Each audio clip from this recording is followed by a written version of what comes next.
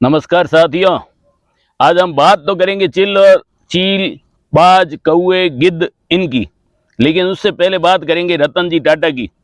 रतन जी टाटा की बात इसलिए शुरू कर रहा हूं क्योंकि मेरा मानना है कि लोग रतन जी टाटा के बारे में ज़्यादा जानना चाहते हैं, उनके बारे में सुनना भी ज़्यादा चाहते हैं। उसका कारण है कि रतन जी टाटा इस देश के एक आदर्श थे और जो मतलब किसी भी बड़ी बड़ी हस्तियों को, मतलब बॉलीवुड की इंडस्ट्रीज वगैरह, ये राजनेता वगैरह के अलावा अगर किसी के जो सोशल मीडिया पर लोगों ने शोक संदेश लिखा है ना, तो वो रतन जी टाटा है। उसके अलावा मैंने तो आज दिन तक इतने शोक संदेश किसी की भी वॉल पर नहीं देखे, इतने मतलब ज़्यादा थे इनके शोक संदेश। तो आज हम बात करते हैं रतन जी टाटा की। तो कल हमने एक वीडियो लगाया था जिसमें कि गिद्ध, चील और बाज ये सब खत्म कैसे हुए, तो उसको लोगों ने ज़्यादा नहीं देखा। तो मैं आज आपको उसको नए तरीके से बताता हूं कि रतन जी टाटा ने अपनी जो देह थी वो टावर ऑफ साइलेंस में नहीं दी। टावर ऑफ साइलेंस पारसी धर्म का होता है, जिसे हिंदी में या उनकी भाषा में दखमा कहा जाता है।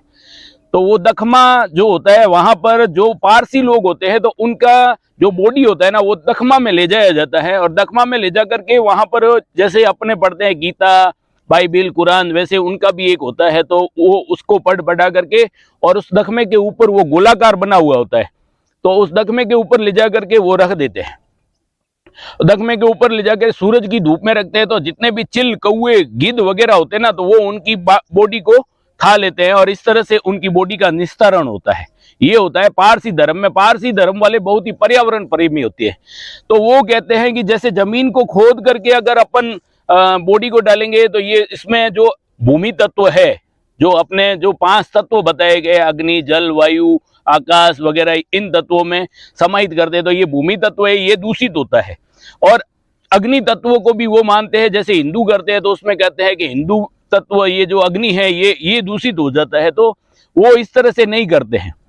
तो उन्होंने क्या किया कि जो रतन टाटा और उनके जो सहायक थे, एक मैनेजर साइरिस मिस्त्री, इन दोनों का जो शाह संस्कार हुआ था वो अग्निदाह हुआ था। इलेक्ट्रॉनिक अग्निदाह होता है ना, वो किया गया था। अब वो इलेक्ट्रॉनिक अग्निदाह क्यों किया गया? उस इलेक्ट्रॉनिक अग्निदाह को करने का सबसे बड़ा जो कारण था वो ये था कि वो नहीं चाहते थे कि उनकी बॉडी आसमान तत्व के पास रखी जाए। उनकी बॉडी वो आकाश तत्वों में रखते हैं, वो आकाश तत्वों में रखने का उन्होंने साफ मना किया। और वैसे सभी पारसियों ने ये मना कर दिया है, जबकि पारसी अब बहुत कम लोग रह गए, लेकिन इन लोगों ने एक तय कर लिया है कि अपन जो पहले जो आकाश तत्व को समर्पित करते थे, तो उन्होंने अपने धर्म में एक बदलाव ला करके उसको वापस इलेक्ट्रॉनिक अग्निदाह में रखने का प्रावधान कर दिया है। टाटा जी के, ये रतन जी टाटा का भी जो बॉडी था, उनको इलेक्ट्रॉनिक अग्निदाह के हवाले ही किया गया है। तो उसका एक बड़ा कारण था कि जो हम लोग अपने जो ड्रग लेते हैं, वो ड्रग के बाद में जो अपनी बॉडी रहती है, तो वो सब पशु पक्षियों, जितने भी जीव जानवर है, जो भी वो उसको खाता है ना, उसके 100% संक्रमण होता है, क्योंकि अपने जो बॉडी में है वो सब ड्रग गए हुए हैं। जो इलाज होता है ना, तब ड्रग जाते हैं। तो यही हुआ है कि जो पशु पक्षियों के भी जो अपने जो मृत पशु होते हैं ना, उनको डाइक्लोफेनेक की वजह से गिद्ध वगैरह सब मर गए। एक साथ 98% इस दुनिया के गिद्ध मर गए। तो उसका यही कारण था कि उन्होंने अब ये तय कर लिया है कि अब हम अपनी बॉडी को पशु पक्षियों को नहीं खाने देंगे।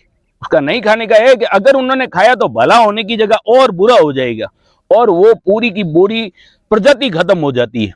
ये है दुष्प्रभाव इस ड्रग्स का, जिसमें सबसे खतरनाक डाइक्लोफेनेक इन गिद्धों के लिए, बाजों के लिए खतरनाक साबित हुआ। उसकी वजह से ये पूरे के पूरे खत्म हो गए एक साथ।